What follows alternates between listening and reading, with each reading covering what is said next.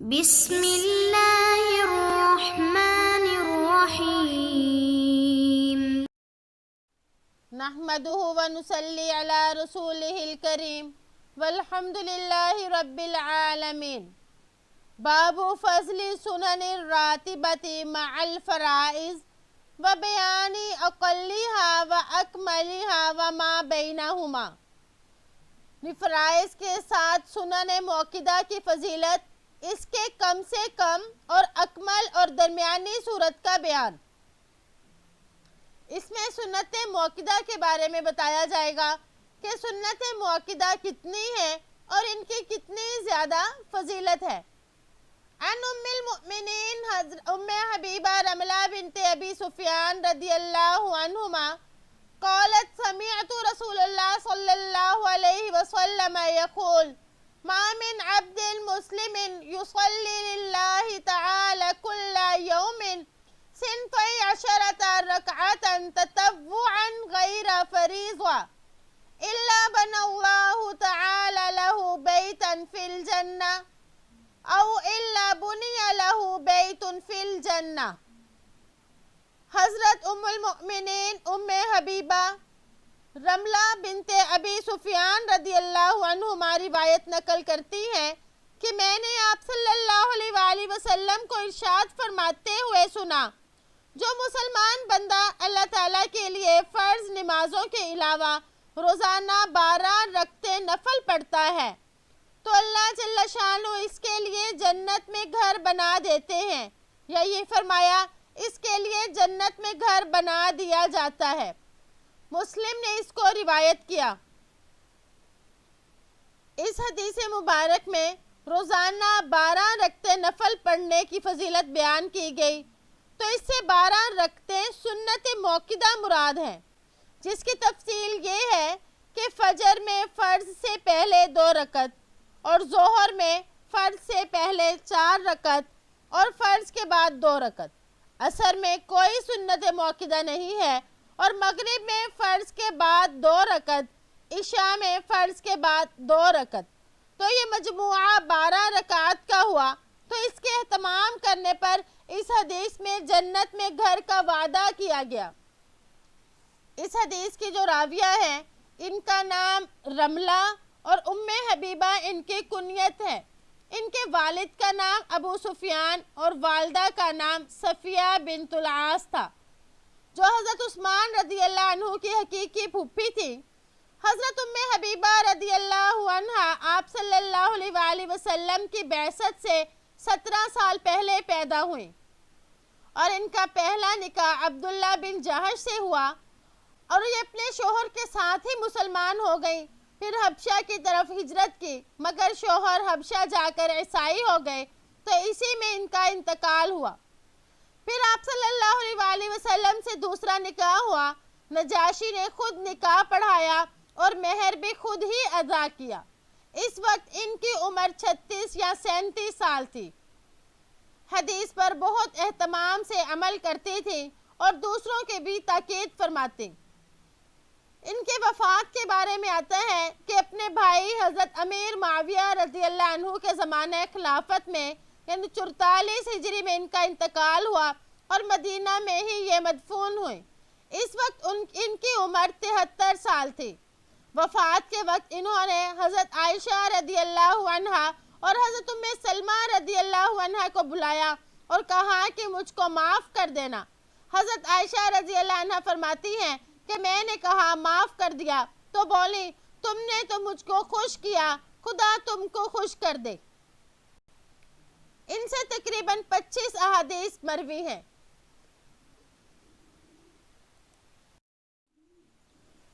وعن ابن عمر رضی اللہ عنہما قال صلیت مع رسول اللہ صلی اللہ علیہ وسلم رکعتین قبل الظہر ورکعتین بعدها ورکعتین بعد الجمعہ ورکعتین بعد المغرب ورکعتین بعد العشاء، متفق علیہ۔ حضرت ابن عمر رضی اللہ عنہما سے روایت ہے کہ میں نے آپ صلی اللہ علیہ وآلہ وسلم کے ساتھ 2 رکعت ظہر سے پہلے، 2 رکعت ظہر کے بعد اور 2 رکعت جمعے کے بعد اور 2 رکعت مغرب کے بعد اور 2 رکعت عشاء کی نماز کے بعد پڑھی۔ اس میں فرمایا کہ ظہر سے پہلے بھی آپ صلی اللہ علیہ وآلہ وسلم نے 2 رکعت پڑھی۔ حالانکہ بعض علماء یہ فرماتے ہیں، بلکہ احناف کا تو یہ مذہب ہے کہ ظہر سے پہلے 4 رکعتیں پڑھی جاتی ہیں۔ تو اس میں فرمایا رکعتین قبل ظہر، یعنی 2 رکعت ظہر سے پہلے۔ یہ امام شافعی رحمہ اللہ کا مذہب ہے، اور احناف کے نزدیک ظہر سے پہلے 4 رکعتیں سنت ہیں۔ تو اس حدیث میں رکعتین کا جو لفظ استعمال ہوا، اس سلسلے میں بعض محدثین جن میں ملا علی قاری بھی ہیں، وہ فرماتے ہیں کہ رکعتین بمعنی تثنیہ ہے، اور اس کا اطلاق 4 پر بھی ہوتا ہے، جبکہ بعض دوسری روایات میں صراحتاً ظہر سے پہلے 4 رکعت کا ذکر بھی آیا۔ تو رکعتین سے 4 رکعت مراد لینا زیادہ بہتر اور زیادہ اچھا ہے۔ بعض دوسرے محدثین یہ فرماتے ہیں کہ ظہر کی 4 سنتیں تو آپ صلی اللہ علیہ وآلہ وسلم گھر میں ادا فرماتے تھے، اور اس حدیث میں جو 2 رکعت کا ذکر ہے، اس سے مراد تحیۃ المسجد ہے، اور اس حدیث میں فجر سے پہلے 2 رکعت کا ذکر نہیں آیا، مگر دوسری کئی روایات میں اس کا ذکر بھی آیا ہے۔ بلکہ حضرت حسن بصری رحمہ اللہ اور بعض احناف کے نزدیک اس کی اہمیت، یعنی فجر کی پہلی 2 سنتوں کی اہمیت دوسری سنتوں کے مقابلے میں بہت زیادہ ہے، اور اس زیادہ اہمیت ہونے کی وجہ سے وہ اس کو واجب کہتے ہیں۔ اور جمعے کے بعد فرمایا رکعتین بعد الجمعہ، یعنی 2 رکعت جمعے کے بعد آپ صلی اللہ علیہ وآلہ وسلم نے پڑھی۔ جمعے کے بعد کی سنتوں میں ائمہ کے نزدیک اختلاف ہے۔ امام شافعی رحمہ اللہ کے نزدیک جمعے کے بعد 2 رکعتیں سنت ہیں، جیسے کہ اس حدیث سے معلوم ہو رہا ہے، اور امام ابو حنیفہ رحمہ اللہ کے نزدیک جمعے کے بعد 4 رکعتیں سنت ہیں، اور صاحبین کے نزدیک 6 رکعتیں سنت ہیں، جیسے کہ حضرت علی رضی اللہ عنہ اور ابن عمر رضی اللہ عنہما کا یہ عمل تھا۔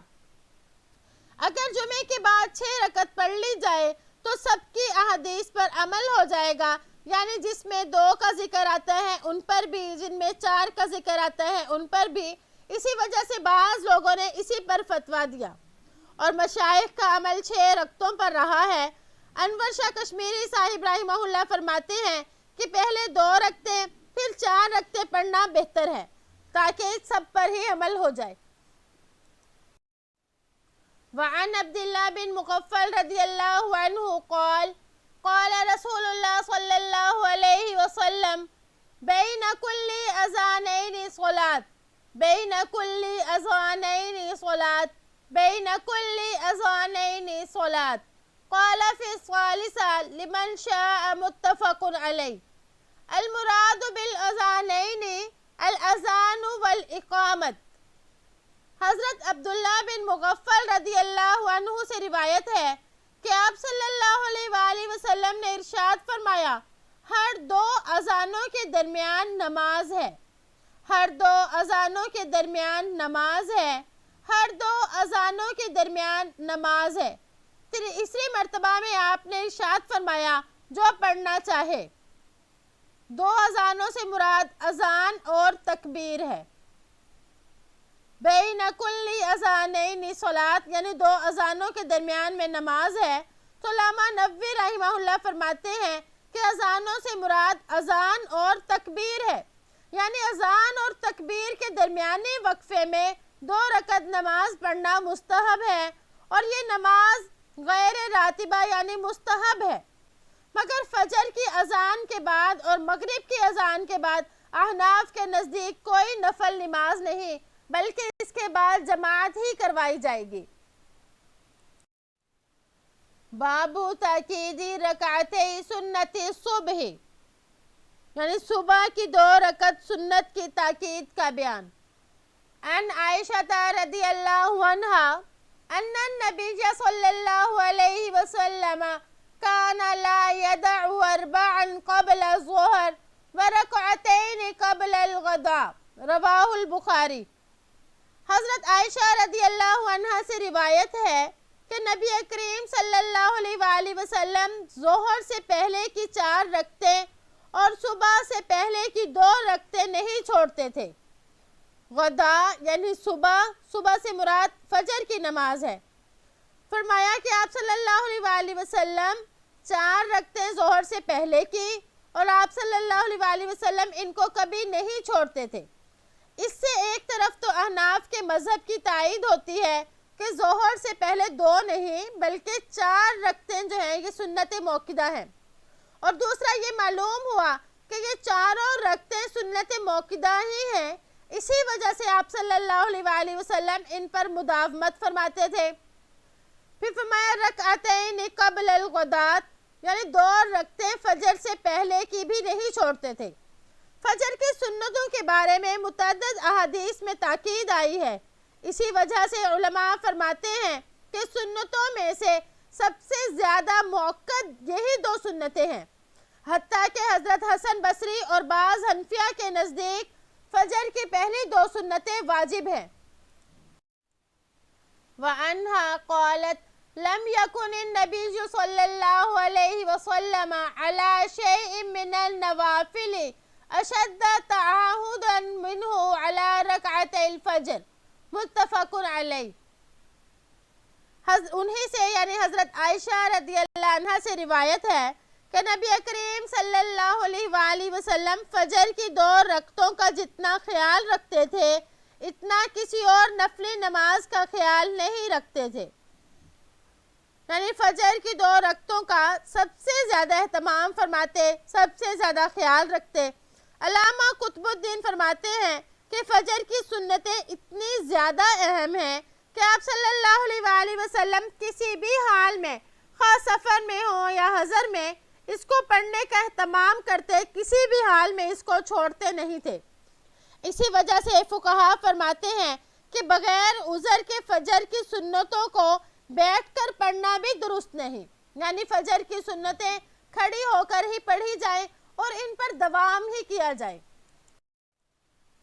وعنها عن النبي صلى الله عليه وسلم قال ركعة الفجر خير من الدنيا وما فيها رواه مسلم وفي رواية لهما أحب إلي من الدنيا جميعا۔ انہی سے یعنی حضرت عائشہ رضی اللہ عنہ سے روایت ہے کہ نبی کریم صلی اللہ علیہ وآلہ وسلم نے ارشاد فرمایا فجر کی 2 رکعتیں دنیا اور اس میں موجود تمام چیزوں سے بہتر ہیں۔ مسلم نے اس کو روایت کیا، اور مسلم کی ایک اور روایت میں یہ الفاظ بھی ہیں کہ یہ 2 رکعتیں مجھے تمام دنیا سے زیادہ محبوب ہیں۔ تو اس سے بھی فجر کی 2 رکعتوں کی اہمیت معلوم ہوئی۔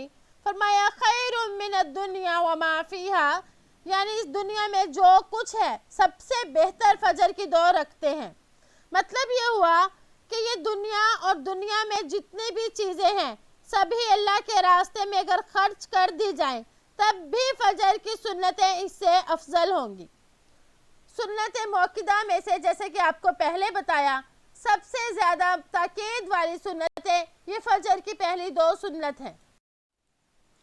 وعن ابی عبداللہ بلال بن رباح رضی اللہ عنہ مؤذن رسول اللہ صلی اللہ علیہ وسلم انه اتى رسول الله صلى الله عليه وسلم ليؤذنه بصلاة الغداء فشغلت عائشة بلالا بأمر سألته عنه حتى أصبح جدا فقام بلال فآذنه بالصلاة وتابع أذانه فلم يخرج رسول الله صلى الله عليه وسلم فلما خرج صلى بالناس فأخبره أن عائشة شغلته بأمر سألته عنه حتى أصبح جدا وأنه أبطأ عليه بالخروج فقال يعني النبي صلى الله عليه وسلم إني كنت ركعت ركعتي الفجر فقال يا رسول الله إنك أصبحت جدا قال لو أصبحت أكثر مما أصبحت لركعتهما وأحسنتهما وأجملتهما رواه أبو داود بإسناد حسن۔ حضرت ابو عبداللہ بلال بن رباح رضی اللہ عنہ مؤذن رسول اللہ صلی اللہ علیہ وآلہ وسلم سے روایت ہے کہ وہ ایک مرتبہ آپ صلی اللہ علیہ وآلہ وسلم کو صبح کی نماز کی اطلاع دینے کے لیے حاضر ہوئے تو حضرت عائشہ رضی اللہ عنہا نے حضرت بلال کو مشغول کر لیا کہ ان سے کسی بات کو پوچھنا شروع کر دیا، یہاں تک کہ صبح زیادہ روشن ہو گئی۔ پھر حضرت بلال رضی اللہ عنہ کھڑے ہوئے اور آپ صلی اللہ علیہ وآلہ وسلم کو نماز کی اطلاع دی اور کئی بار اطلاع دی، لیکن آپ صلی اللہ علیہ وآلہ وسلم جلدی نماز کے لیے نہیں نکلے۔ پھر آپ صلی اللہ علیہ وآلہ وسلم تشریف لائے اور لوگوں کو نماز پڑھائی تو حضرت بلال رضی اللہ عنہ نے بتایا کہ حضرت عائشہ رضی اللہ عنہا نے انہیں کسی بات کے دریافت کرنے میں مشغول کر دیا تھا جس سے صبح زیادہ روشن ہو گئی تھی، تو آپ نے بھی باہر نکلنے میں تاخیر فرما دی۔ تو اس پر آپ صلی اللہ علیہ وآلہ وسلم نے ارشاد فرمایا کہ میں فجر کی 2 رکعتیں پڑھ رہا تھا، یعنی 2 سنتیں۔ پس حضرت بلال رضی اللہ عنہ نے عرض کیا، یا رسول اللہ، آپ نے تو بالکل ہی صبح کر دی۔ تو آپ صلی اللہ علیہ وآلہ وسلم نے ارشاد فرمایا، اگر اس سے بھی زیادہ صبح ہو جاتی تب بھی میں 2 سنتیں پڑھتا، خوب اچھے اور بہترین طریقے سے پڑھتا۔ ابو داود نے حسن سند کے ساتھ اس کو روایت کیا۔ تو اس حدیث سے بھی معلوم ہوا کہ فجر کی 2 سنتیں جو ہیں وہ کس قدر اہمیت والی ہیں۔ تو محدثین یہ فرماتے ہیں کہ اس حدیث میں فجر کی 2 سنتوں کی اہمیت کو بیان کرنا مقصود تھا کہ جتنی بھی دیر ہو جائے لیکن اگر ابھی وقت باقی ہے تو سنتیں ضرور پڑھی جائیں، ان کی ادائیگی میں سستی نہیں کرنی چاہیے، یعنی ان کو پڑھنا چاہیے۔ تو آپ صلی اللہ علیہ وآلہ وسلم کے پاس بھی ابھی وقت ہوگا، اس لیے آپ نے پہلے 2 سنتیں پڑھی، پھر اس کے بعد نماز پڑھائی۔ اس حدیث کے جو راوی ہیں حضرت بلال رضی اللہ تعالی عنہ، ان کا نام بلال اور ان کی کنیت ابو عبداللہ ہے اور ان کے والد کا نام رباح ہے، اور یہ حبشی غلام تھے لیکن مکہ میں پیدا ہوئے، اور یہ سیاہ فام تھے، یعنی سیاہ فام حبشی تھے، اور حضرت بلال ظاہری صورت کے لحاظ سے بھی مناسب ہی تھے۔ ابتدائی اسلام ہی میں یہ مسلمان ہو گئے، اس لیے انہیں بہت سی آزمائشیں بھی اٹھانی پڑی، جلتے ہوئے سنگریزوں اور دہکتے ہوئے انگاروں پر لٹائے گئے۔ ان سب کے باوجود وہ اسلام پر جمے رہے۔ حضرت ابو بکر رضی اللہ عنہ نے ان کو خرید کر آزاد کر دیا، تو مکے سے جب مدینہ ہجرت کرنے کا حکم ملا تو ہجرت کر کے مدینہ پہنچ گئے اور اسلام کے سب سے پہلے مؤذن بنے۔ کیونکہ ان کی آواز نہایت بلند اور بالا اور دلکش تھی تو ان کی غیر موجودگی میں ابو محذورہ رضی اللہ عنہ یا حضرت ابن ام مکتوم رضی اللہ عنہ بھی اذان دیتے تھے۔ تمام ہی غزوات میں انہوں نے شرکت کی۔ فتح مکہ میں آپ صلی اللہ علیہ وآلہ وسلم کے ہم رکاب تھے۔ آپ صلی اللہ علیہ وآلہ وسلم کے بعد یہ ملک شام تشریف لے گئے۔ اخلاق میں اعلیٰ درجے کے تھے۔ حضرت عمر رضی اللہ تعالیٰ عنہ فرمایا کرتے تھے، ابو بکر سیدنا و آتق سیدنا، یعنی ابو بکر جو ہمارے سردار ہیں، انہوں نے سردار بلال رضی اللہ تعالیٰ عنہ کو آزاد کیا۔ ان کی وفات 20 ہجری میں ہوئی، جبکہ ان کی عمر تقریباً 60 برس کی تھی، اور ان کا انتقال دمشق میں ہوا اور وہیں ان کو دفن کیا گیا۔ ان سے تقریباً 144 احادیث منقول ہیں۔ تو حضرت بلال رضی اللہ تعالیٰ عنہ کا دیکھیں کس قدر رتبہ تھا۔ تو بہرحال ان تمام ہمیں احادیث سے یہ معلوم ہوا کہ آپ صلی اللہ علیہ وآلہ وسلم فجر کے 2 سنتوں کو بہت زیادہ اہمیت دیا کرتے تھے۔ تو اس لیے ہمیں بھی چاہیے کہ ہم تمام سنت موقدہ کو ادا کریں، خاص طور پر فجر کی 2 سنتوں کا تو بہت زیادہ اہتمام کریں، جیسے کہ آپ کو بتایا کہ بعض علماء اس کو واجب کا درجہ دیتے ہیں۔ امید ہے کہ آپ کو آج کا سبق سمجھ آ گیا ہوگا۔ السلام علیکم ورحمۃ اللہ وبرکاتہ۔